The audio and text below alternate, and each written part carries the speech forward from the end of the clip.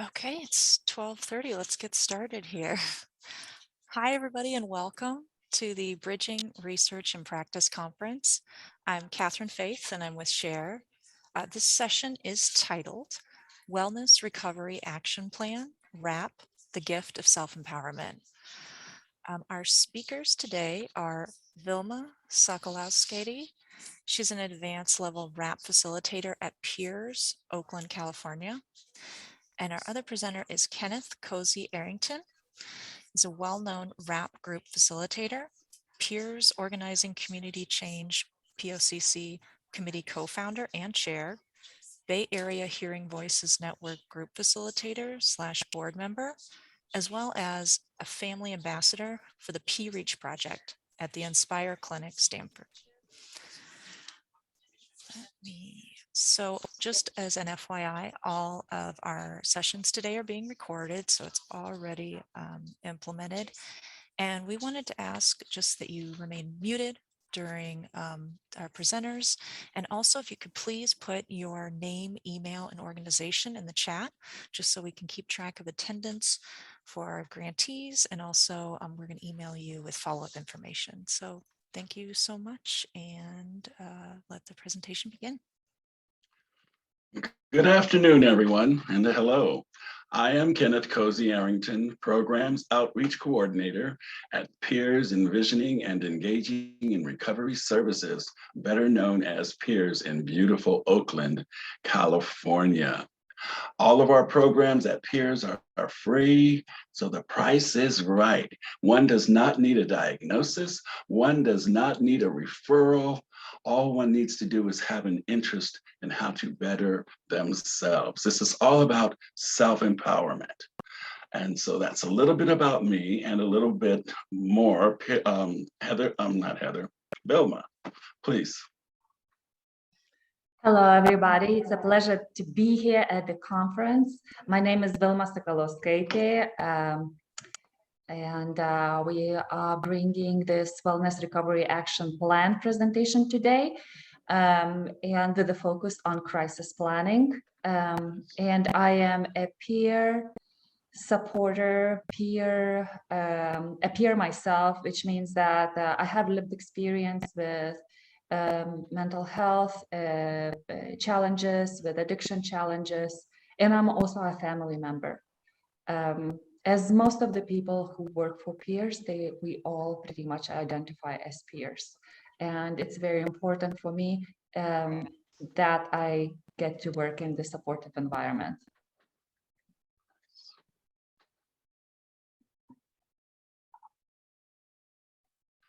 Our mission at Peers.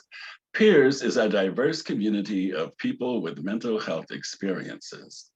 Our mission is to promote innovative, peer-based wellness strategies. We create culturally rich, community-based mental health programs that honor diverse experiences and eliminate stigma and discrimination. We envision a world where people can freely choose among many mental health options that address the needs of the whole person. We see a future where people with mental health experiences are valued for their essential contributions to society. I'm going to speak a little bit of our programs now. We have support and empowerment groups, such as the Wellness Recovery Action Plan, which is what we're in today. We have peer crisis and reentry support. We also have, for those of people who may hear voices and have extraordinary experiences, special messages, of which I am also a co-facilitator. We have a spirituality and healing arts components to our support and empowerment groups as well. When it comes to community outreach programs, Peers has a speakers bureau called Lift Every Voice and Speak, also referred to as LEVS. For our Latino, Latina, Latinx population of participants, we have the PAL, or Latinx Project. All of this is under the Everyone Counts Anti-Stigma campaign, and it also includes the Black Wellness and Resilience campaign, that should be an R, and the Asian American Pacific Islander communities. There is a hope and faith component to our community outreach programs as well. When it comes to education and training programs for our young adults between the ages of 15 and 24 or 25, we have what is known as TAY, the Transition Age Youth Group. And we have wellness workshops for our TAY. We have a TAY peer mentee program, as well as TAY Wellness Recovery Action Plan, or WRAP. Our motto at Peers is love more, judge less. You'll hear that a lot and see that a lot on all of our Peers programming. Thank you. Next. Okay, the lady up there in the picture in the right corner is Mary Ellen Copeland, who is the primary founder, I would say author of the Wellness Recovery Action Plan, WRAP. If you're interested in knowing more about her and her history, I invite you to please Google it, because it's a really very interesting story that we don't really have time to go into today, considering this is in 1 hour presentation. All right, so Vilma.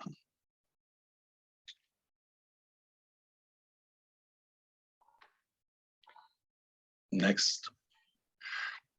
All right, Wellness Recovery Action Plan.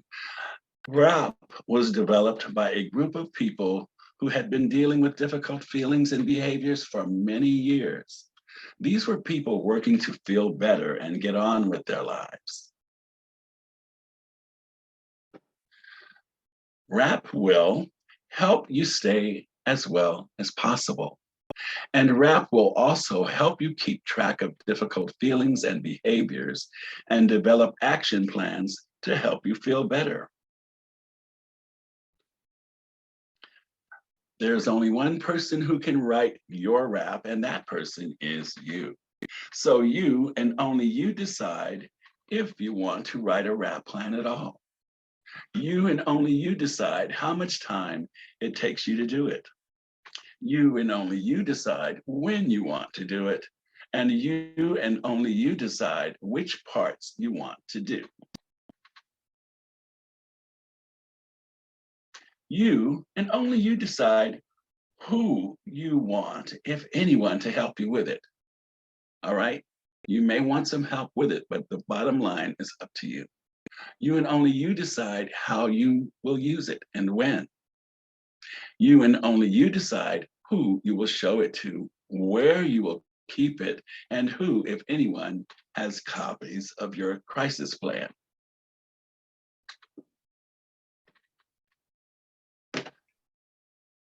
Oh, Vilma. There are 4 parts to the study of mental health recovery. I'm hearing an echo. Is it? I don't hear it. Oh, is it all good from your end? Great. All right, so we start the study with the 5 key recovery concepts: hope, personal responsibility, education, self-advocacy, and support. The way all this WRAP program was put together was by people looking for some ways, for some information of how to get better, people who were experiencing challenges, people who had diagnosis, taking medications, and looking for some ways to get better, and feeling like the help that they were getting from the doctors were not enough. That the medication is not enough. So the people who created the Wellness Recovery Action Plan program, as we know today, or WRAP, They did a study and sent out a bunch of surveys asking people to answer a lot of open-ended questions about what is working, what's not working in their life, how they're coping with the challenges, or what is helpful, what is not helpful. And out of that study,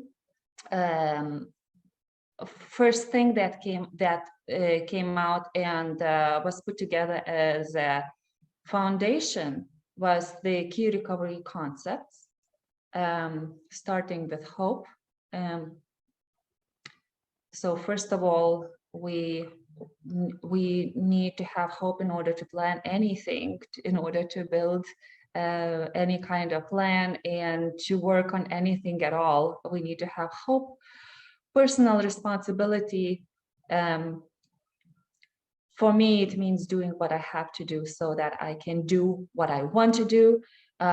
We believe that we are all experts on ourselves, and we know what we want and need. And you are an expert on yourself, and you also know what you want and need. And this is a very important principle that we use in our RAP groups. Education, learning everything we can about myself and applying the knowledge, learning about the treatment, the lifestyle, career, relationships, leisure type activities, and all aspects of our lives. Self-advocacy means that we need to all to become a great, strong self-advocate for ourselves. And this means going for it with courage, persistence, and determination. And the last but not least is support.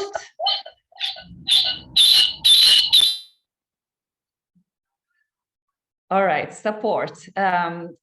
Knowing where the support lies for you, where and not expecting anything more or less from the supporters. What does it mean to be a good supporter? Those are some questions that we get to answer for ourselves. Am I a good supporter? Who are the people who are supporters for me? And the best thing that a supporter can do for you, or you can do for your supporter, is to listen. In addition to the concepts, we have issues that need attention, getting good health care, and medication management. Moving on, wellness toolbox. We create a wellness toolbox before anything else.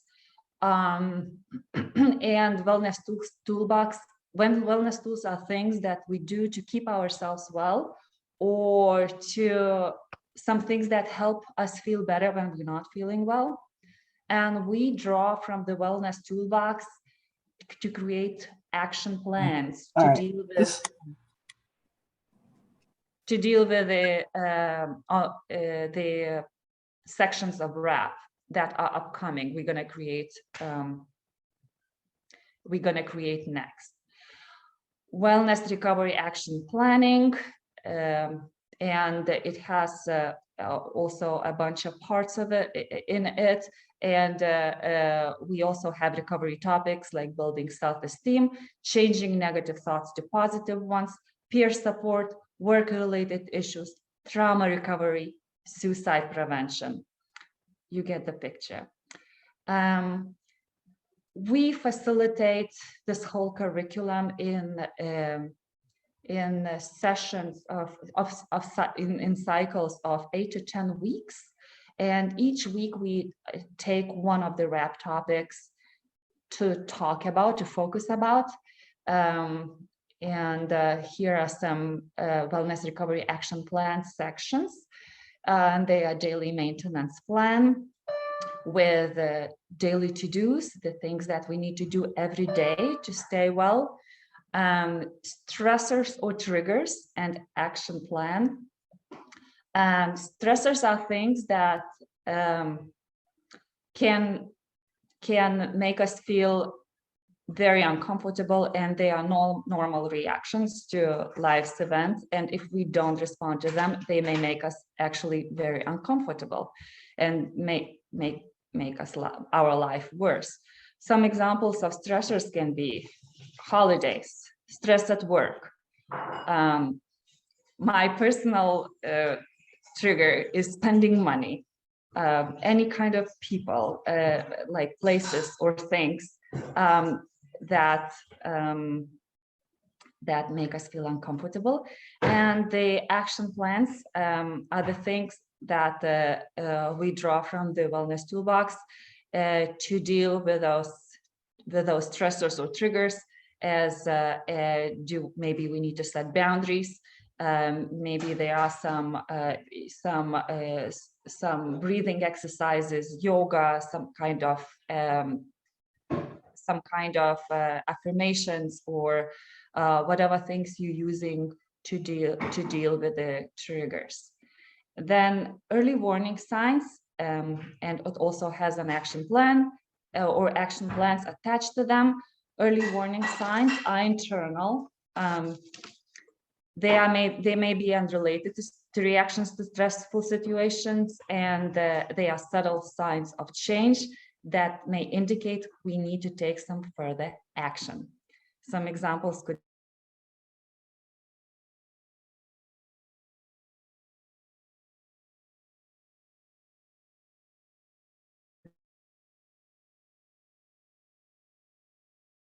be stuff like that. Then when things are breaking down, this part is very important, and we need to address those signs to make sure that we don't get into crisis, and they are serious and even dangerous signs of change. We may begin even worse, very uncomfortable, but we are still able to take some action on our own behalf. Some examples could be dissociation, insomnia, excessive worry, eating foods that I'm not supposed to, like if you have food allergies, binging on whatever. So that was when things are breaking down or getting worse. And then we also have crisis planning and post-crisis planning as well. And today our focus is crisis planning, and we're going to expand a little bit more on this important part of RAP. If you have any questions, please hold them until the end of this presentation, and we will try to make sure we address them all.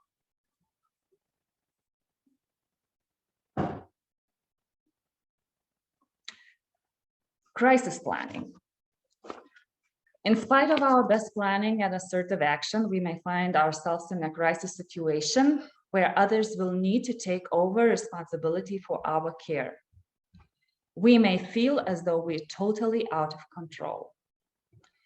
Crisis planning in RAP is designed to be shared with others.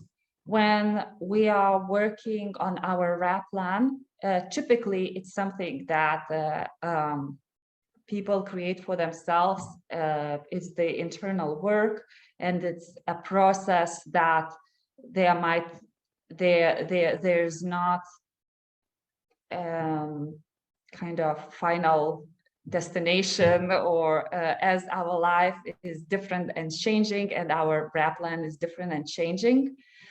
And but the crisis planning, we suggest that is being shared with the supporters.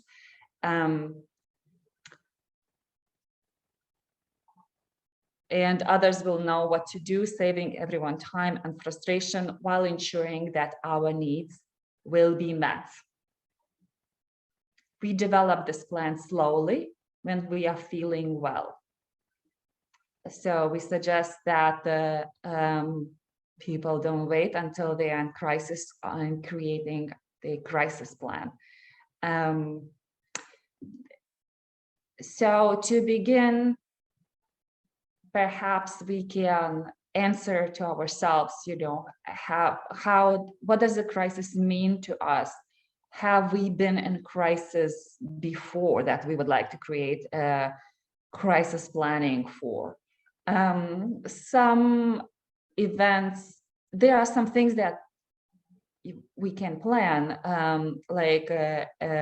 for example, one participant created this plan for having a baby. Definitely, it's something that you can plan ahead of time.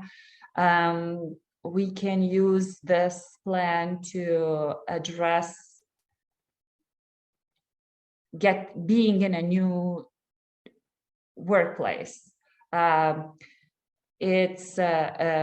say that being in a new job place, it's one of the most stressful times for people, and we can use crisis plan to take care of ourselves and engage some of the supporters to help us with that.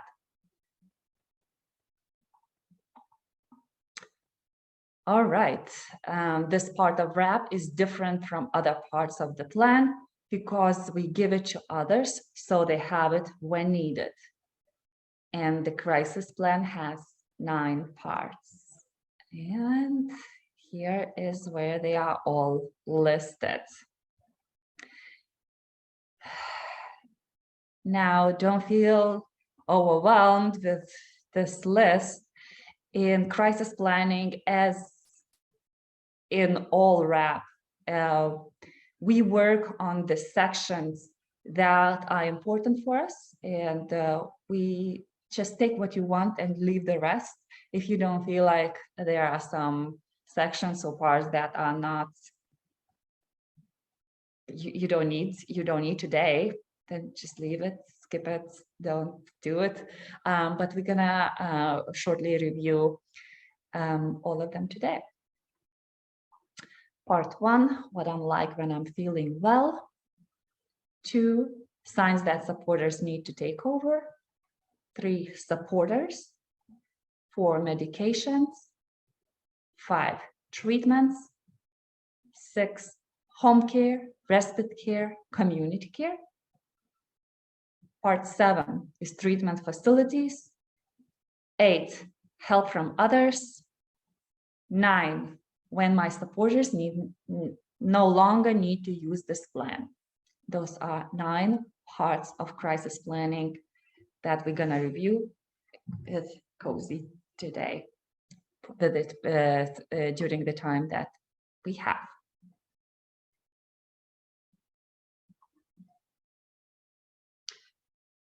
So crisis planning part 1. What I'm like when I'm feeling well.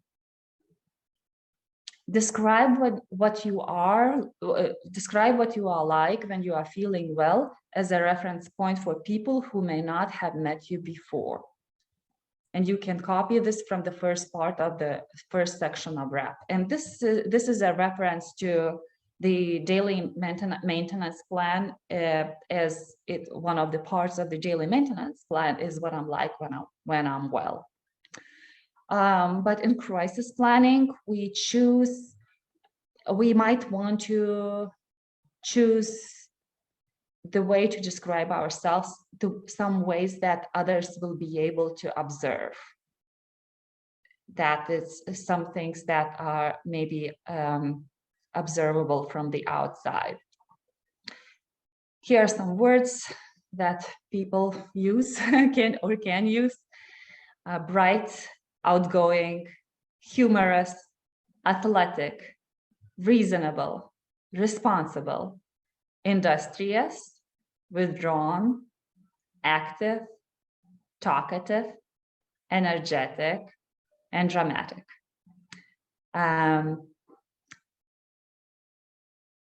What I'm like when I'm feeling well. I'm patient. I can be a good listener, and I can be flexible and versus fidget.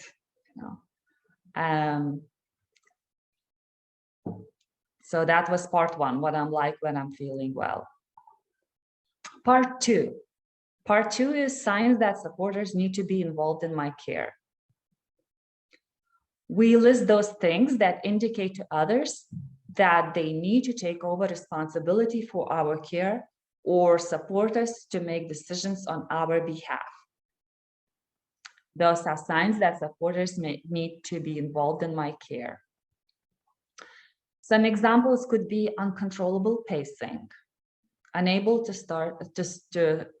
stay still, inability to stop compulsive behaviors. Maybe it's substance use, maybe it's eating, maybe it's whatever, what is harmful for you. Catatonic or unmoving for long periods of time. Neglecting personal hygiene. Not cooking or doing any housework. And it's really helpful if we identify for how many days, for how long people might observe that behavior. And so these are the signs that we create to help our supporters.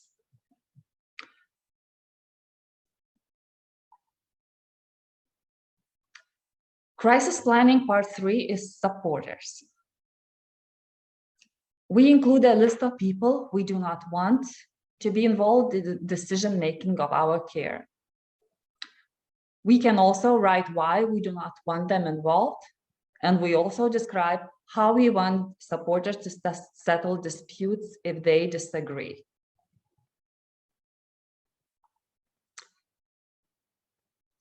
And we list at least 5 people you want to take over for you. You can include family members, friends, and or care providers.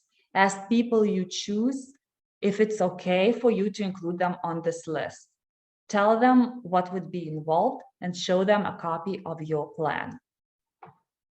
I think this slide should have gone before that. So we list at least 5 people, and we also we can make a list of the people who we don't want to get involved.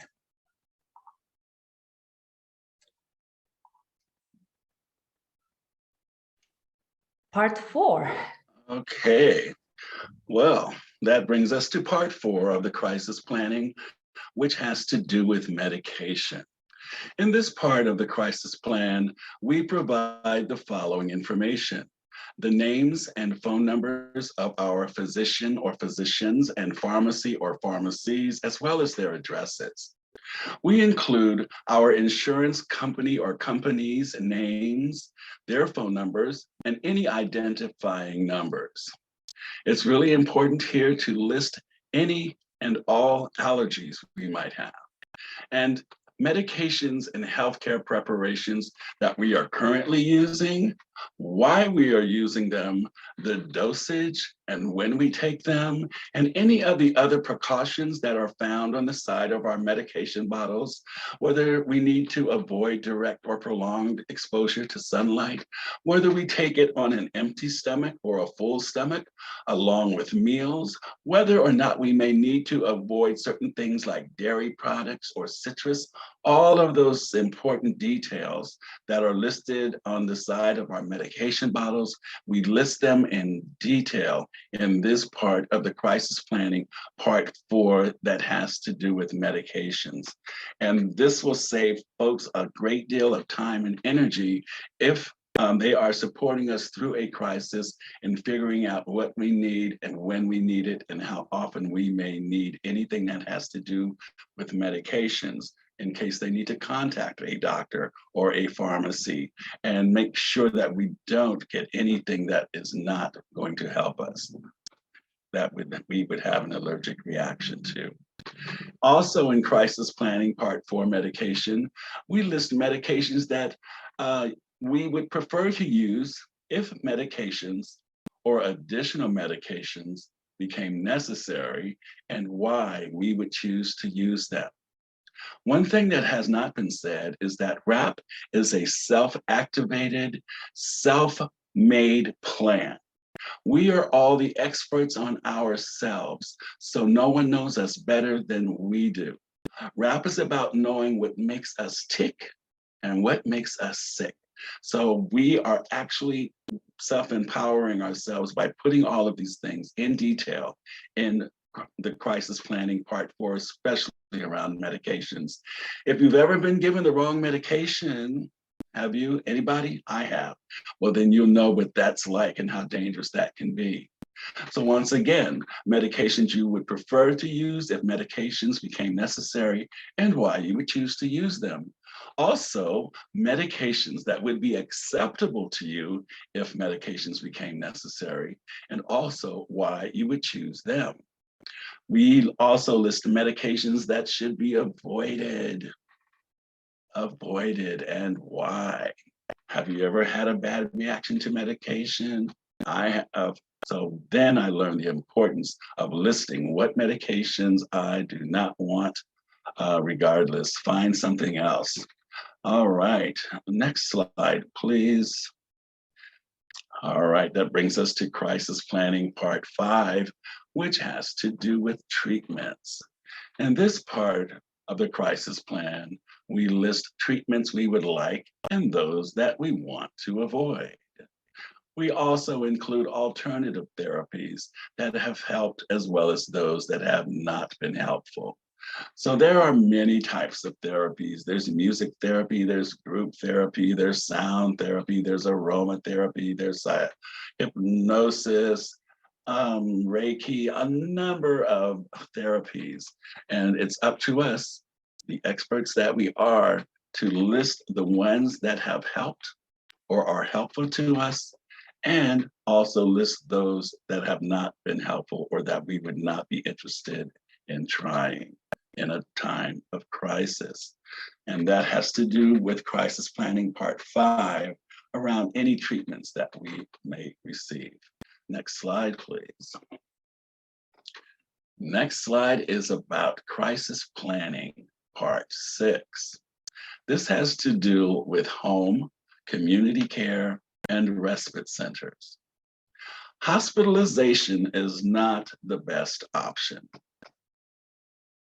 Hospitalization is not often the best option.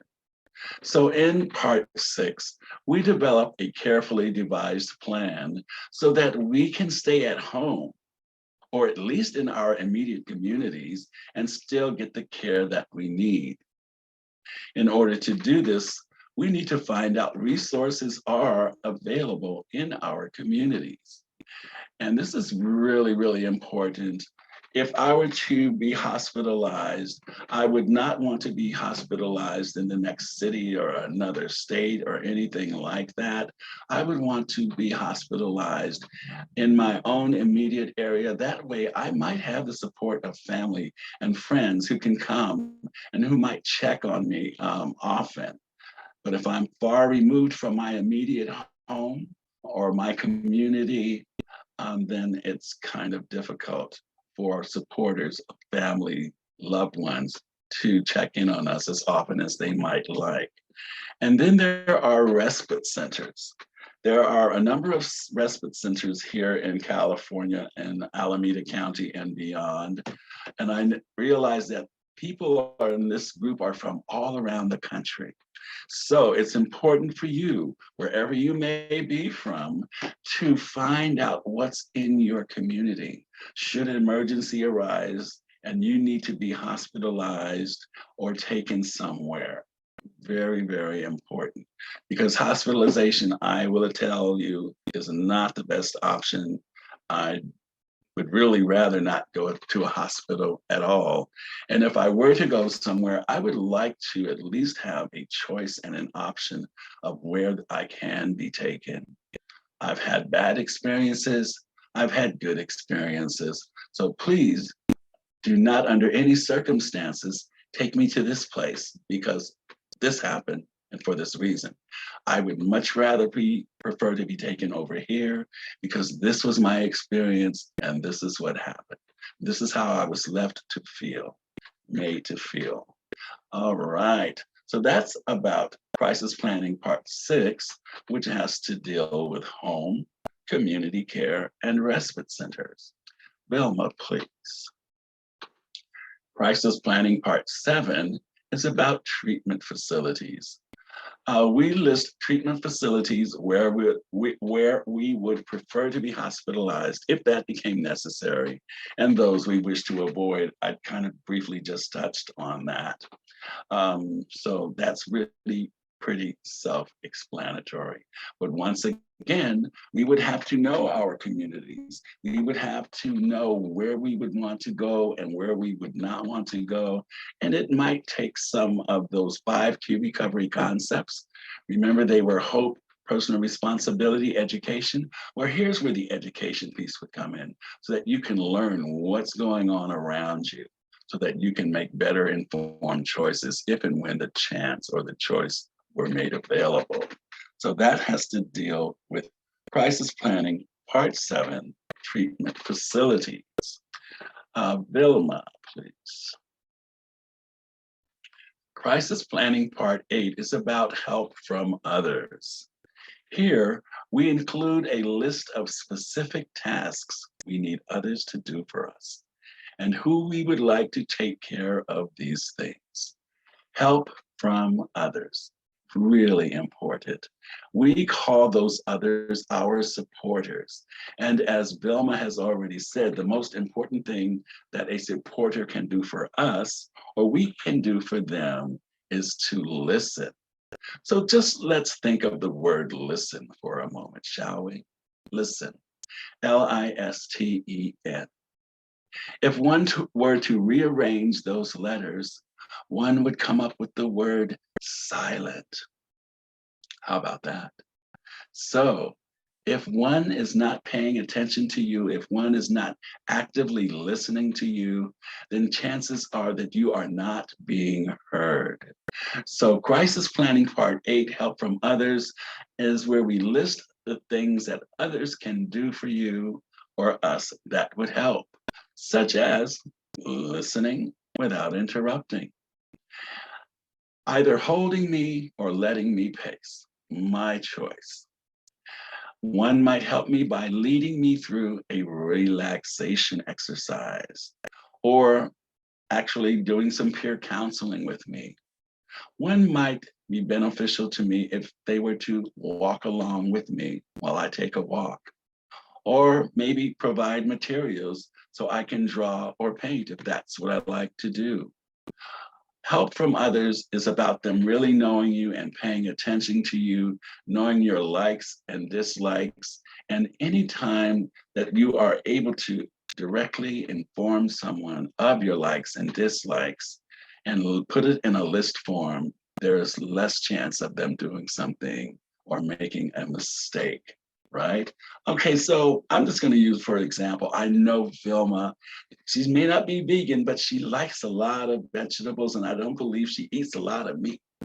So if I were Vilma's supporter, would it be good for me to go to her home and start cooking pork and all kind of stuff?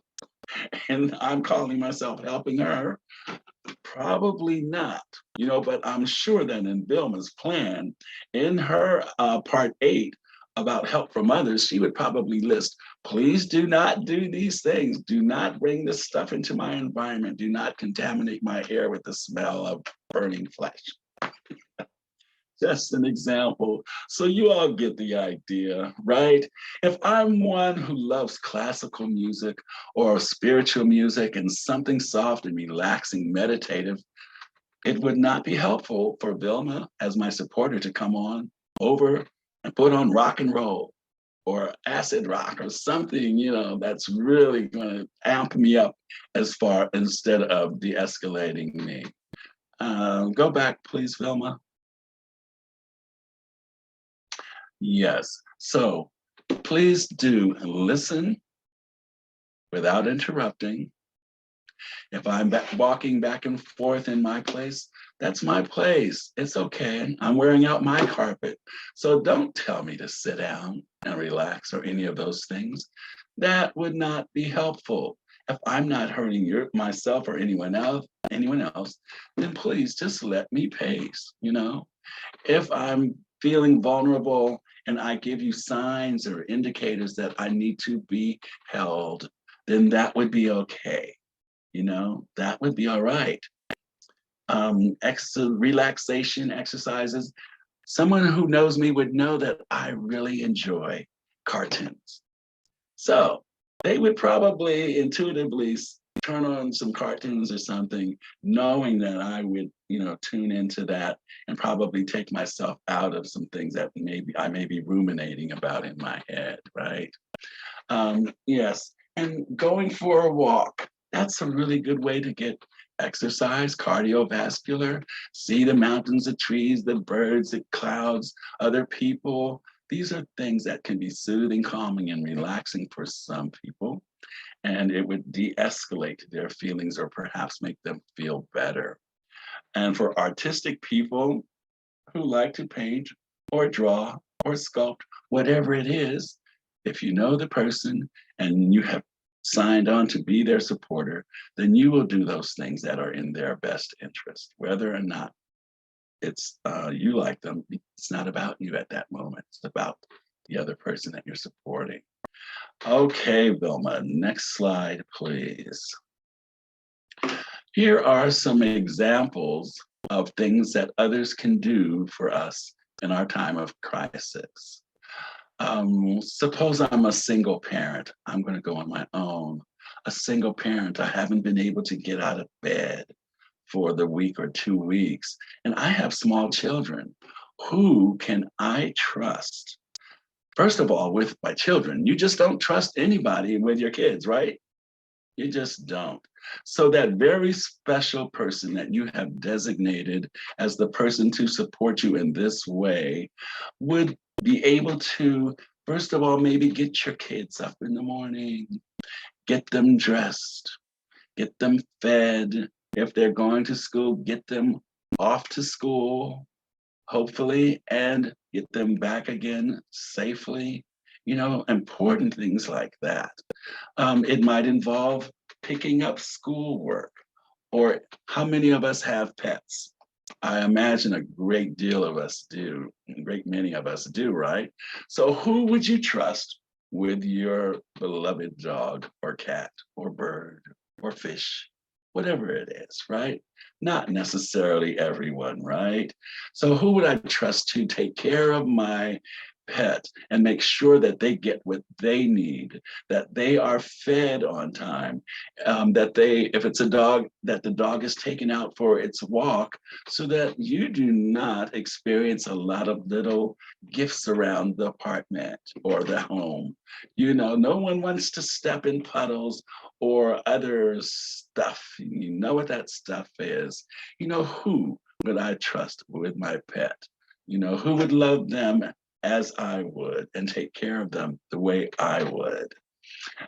If one is in school or college or whatever, and I'm unable to go to school, I would probably really, really appreciate it if someone were to at least contact my professors or my teachers and let them know that there is a problem without going into specifics, that there is a problem and that this person is not absent by choice and that they will be returning. So please be kind and gentler and more lenient with this person given their current situation. That would be important. And the same for a boss or an employer. If I were just to suddenly stop showing up for work because I've been taken away and perhaps put in a place where I cannot communicate as often or in the way that I would like to, it would really be helpful if a supporter would call my employer and once again, without divulging too much information, let them know that, hey, Kozi is having difficulties right now and he is incommunicative. So I am acting on Kozi's behalf to inform you at least of this much so that you don't think he's quit his job or is just missing in action or just doesn't care. Here's the situation. So please, with this knowledge, do not let him go. Do not do anything other than be a little bit patient. I will keep you updated on when you might expect to hear from Kozi. so on and so forth. So you can see how important those things are. And what about household chores? Who's going to make sure that my home is kept in a tidy way? Who will wash the dishes? Who will sweep and vacuum? As you see, I have a few plants behind me. Who would I trust to come and water my plants? You know, I would hate to come back and find them all dead from either overwatering or no watering at all. Little things like that. Suppose I'm gone and it's time for the rent to be paid. Do I know someone that I can trust that would be able to pay my rent for me until I get out?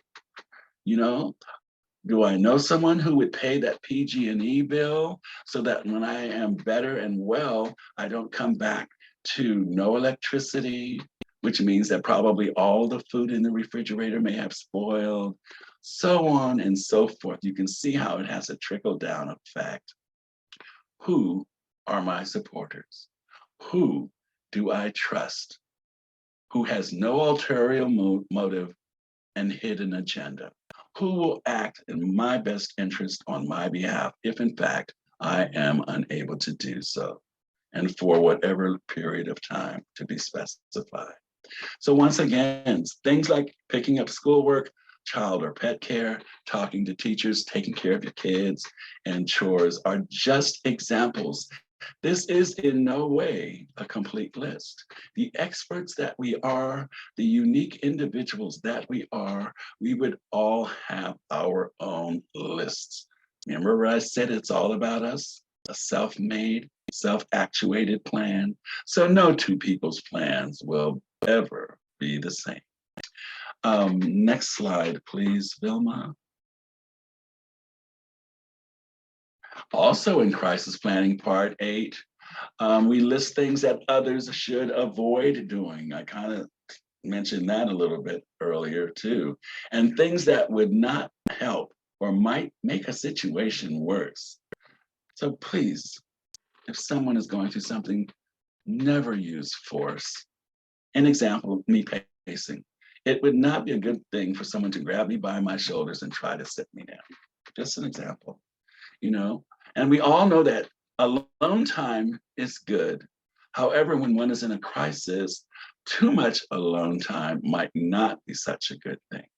So you might want to check on someone more frequently if in fact you are their supporter, so that they are not spending too much time alone, ruminating perhaps about unhealthy things or unhealthy ideations.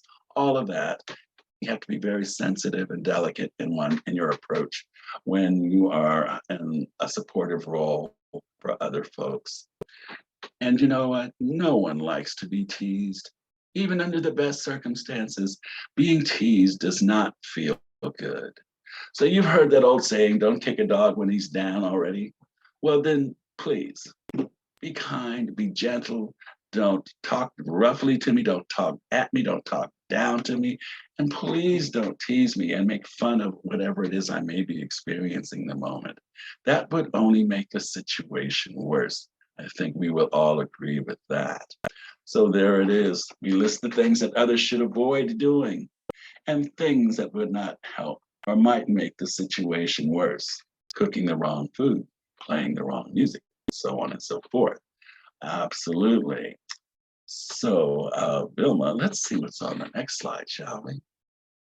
That brings us to crisis planning part 9.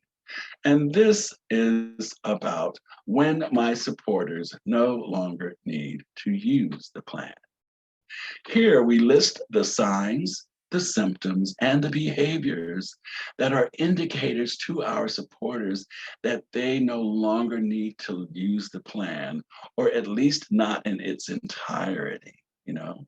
So when we begin to feel better, our supporters will no longer need to follow the plan. Here we develop a list of signs, symptoms, and indicators that our supporters can use to determine when they no longer need to follow this plan. The example I gave about being a parent of young kids. Whereas before was not able to get out of bed for those 2 weeks, I was unable to get up, to get them dressed, to get them fed and bathed and off to school and back again and help them with their homework and any of all of that stuff. Well, perhaps now, at least I'm able to get them up in the morning. I'm able to make sure they've had their bath and that they are dressed. But I still may need someone to feed them and perhaps someone to make sure that they get to school safely and back again. I'm not ready to go out the door. You see, so slowly, incrementally, this is about one taking back their power and regaining their footsteps so that they can regain full power over their lives. So yes, what are the signs that our supporters can see that lets them know that we're getting better? And we can put all of these things in a list form. Like I said, it's not jumping immediately back into the pool and assuming all of the responsibilities, but slowly but surely regaining one's footing and in their life and what's going on with them. So this is about when my supporters no longer need to use the plan. And next slide, Vilma. Crisis planning part 9 also. These are a list of, remember I mentioned signs, symptoms, behaviors. So when I can carry on a conversation, whereas before I would not even look you in the eye, I was somewhere else, mentally, emotionally. When I can carry on a conversation, that's probably a good sign and an indicator that I'm on the mend. Or when I keep my living space organized, whereas before it was disorganized, it was a total mess. There were dishes and diapers and God knows what else. But now I'm beginning to keep my living space better and more organized. Another example would be when I can be in a crowd without being anxious. Wow. Well, I don't like crowds, even on the best of circumstances. But if I can begin to reintegrate myself into society in small ways without being overwhelmed and feeling anxious, that certainly can be a sign of, and a behavior that would indicate to my supporters that I'm getting better. Or when I'm able to return to school or return to work. We talked about that earlier. I may not be able to go back to work full time immediately, but that's a conversation that I would have to have with an employer. Please, may I just work 3 days this week and maybe 4 days the next week until I'm fully back, or have a shortened or altered work day? These are all of the things that one would have to self-advocate for, which is another one of the 5 key recovery concepts, right? So yes, if I'm able to go back to school or work and just be present, that's probably a good sign that I'm on the mend and my supporter can begin to back off. Perhaps, remember I was talking about pacing, just wearing my carpet out, my carpet, right? So, but now I'm cool, I'm calm, I'm collected, I'm able to sit and actually just be. Whereas before I was frantic. That is probably a really good sign and an indicator that I'm getting better and doing better. So perhaps my supporters can take note of that and begin to back off a little bit.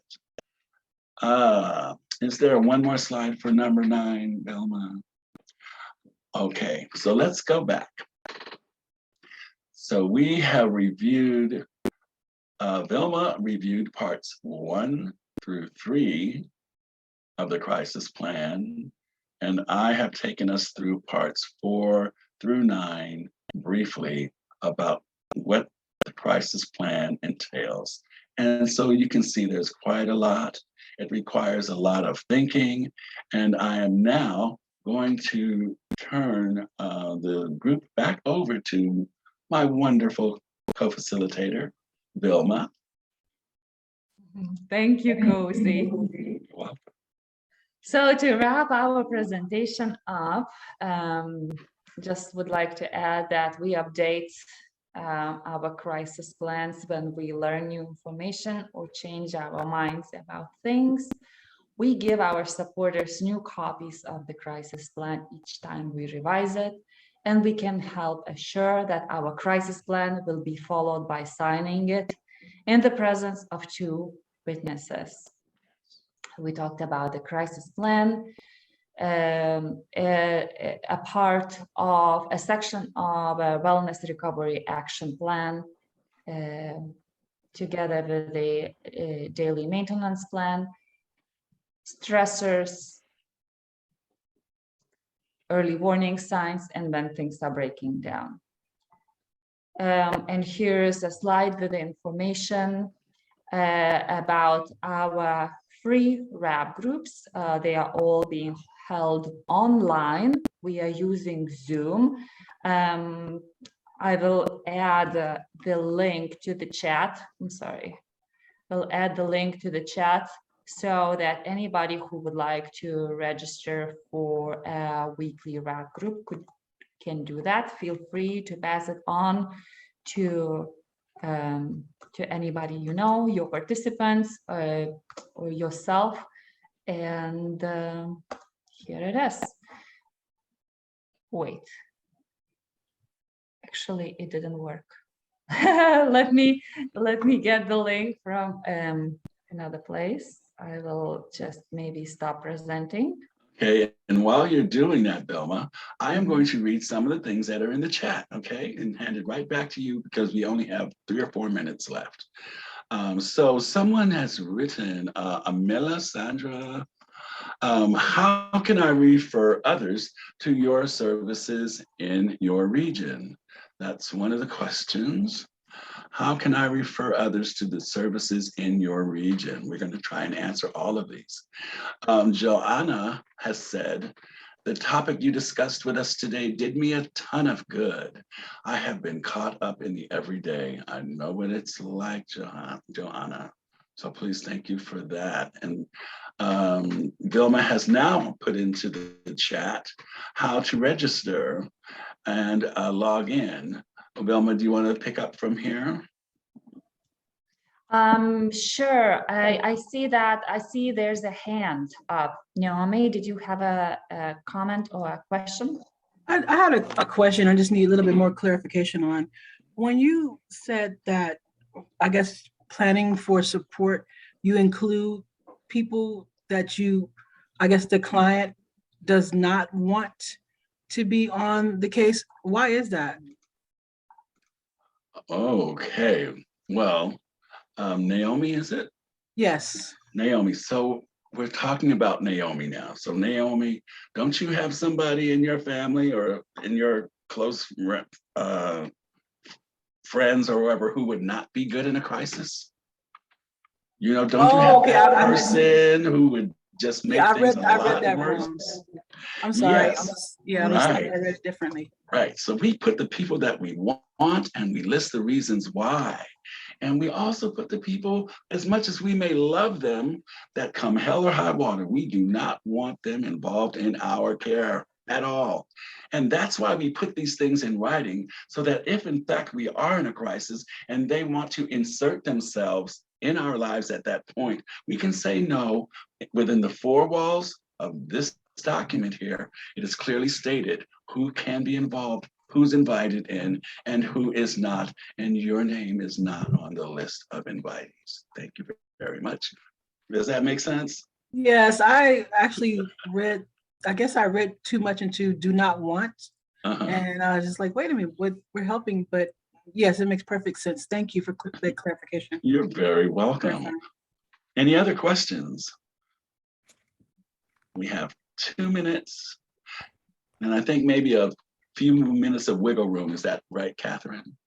Or do we have to end exactly at 1:30? We do have a grace period here. The next session doesn't start till 2 in this room. All right, very good. So in that case, are there any questions? You can either raise your hand as Naomi did, or put things in the chat. And let's go back to the chat and see. Nathaniel has raised their hand. Nathaniel. Hi there, it's Nathaniel. Oh, repeat that. How do you pronounce it? Nathaniel. Nathaniel.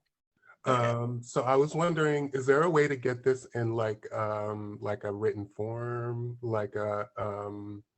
so like I'm a person that likes to be able to kind of go to a piece of paper and say, oh, okay, this is how I would like lay this out or that sort of thing. Is there a way to get something like that? I'm going to allow my co-facilitator, Vilma, to answer that question. Thank you for the question. Thank you for the question. And we are not able to share the slides with you as we use them, we receive them from Copeland Institute of Wellness and Recovery, and they are only for the use of group facilitation. And if you become a facilitator, you will receive the slides. Otherwise, we are not able to share them because they are copyrighted. You probably noticed it was on the bottom. We are able to share all the peer slides, all the ones that were not blue, about peers programs and the RAP groups at peers. But also you can find a lot of information online about RAP if you just enter Wellness Recovery Action Plan. Oh, okay, perfect. Guess what? I have some good news for you, Nathaniel. Yes. There is a RAP app. So everything that we've talked about today and the things that we glanced over because we concentrated on the crisis plan today is in the RAP app. And guess what? It's also user-friendly. So you can carry it with you. Now, I'm pretty sure that answers your question. That's what you wanted to hear. Yes. So now you have it. It's a RAP app. It's downloadable. It's free. Does that help? It does. Thank you so much. I appreciate it. You're so welcome. All right. Any other questions? Raise your hand. While we're waiting for the questions, I would like to mention another opportunity. We have an introductory RAP orientation happening next Thursday on the 27th from 10 to 12. Anybody is welcome. I put the link to register in the chat. And I will send you the Zoom link if you would be interested. And it's a 2-hour event. And we're gonna go, we're gonna review all the parts of the RAP planning. Absolutely. All right. Is that Joanna? Yes, it is. Go ahead, Joanna, or is your hand still up from before?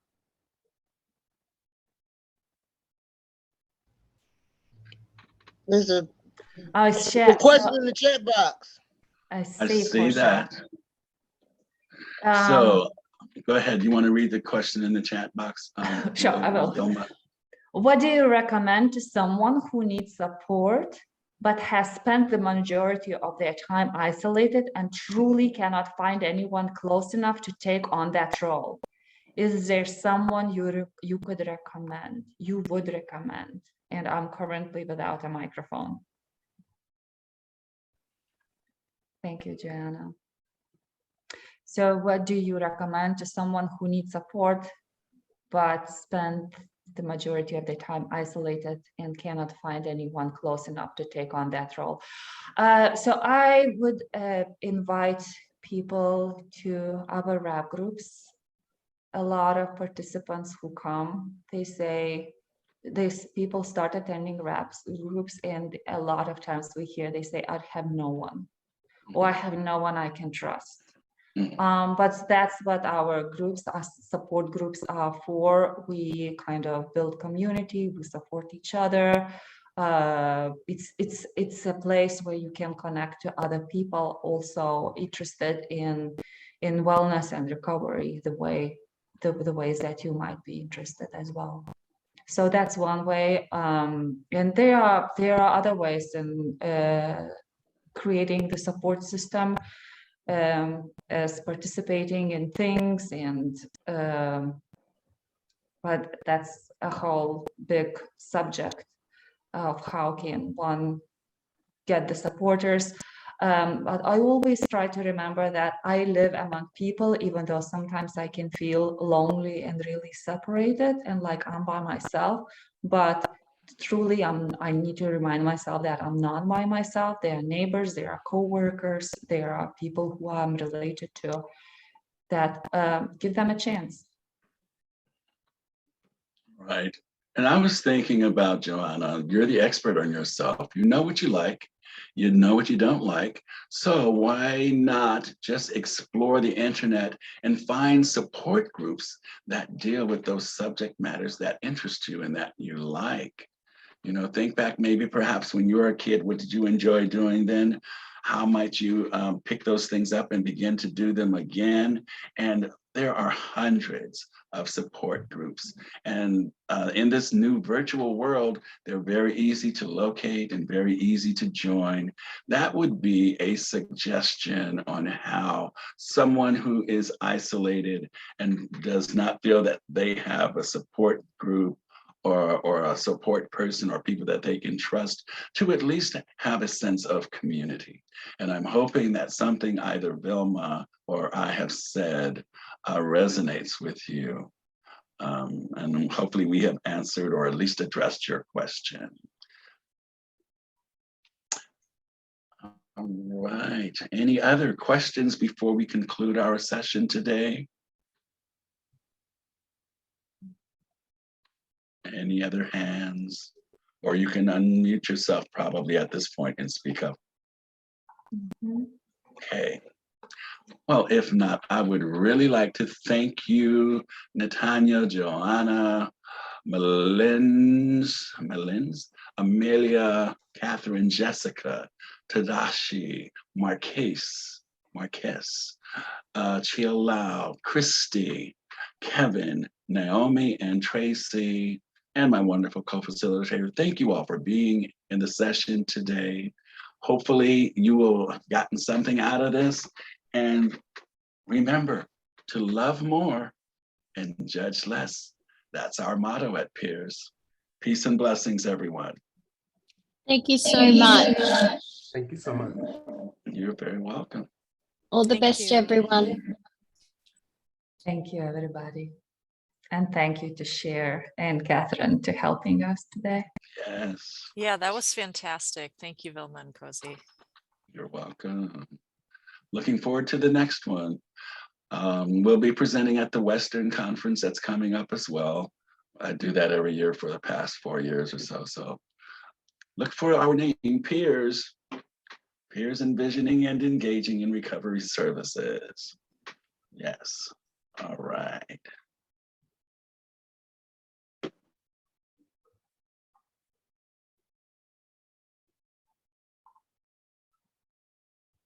So yes, So this room, just click out. yeah, and this room will remain open and the next session starts at 2 o'clock. All right. All right, Catherine. Peace. Bye-bye. Bye-bye, Vilma. Bye, Kozi. Bye, everyone.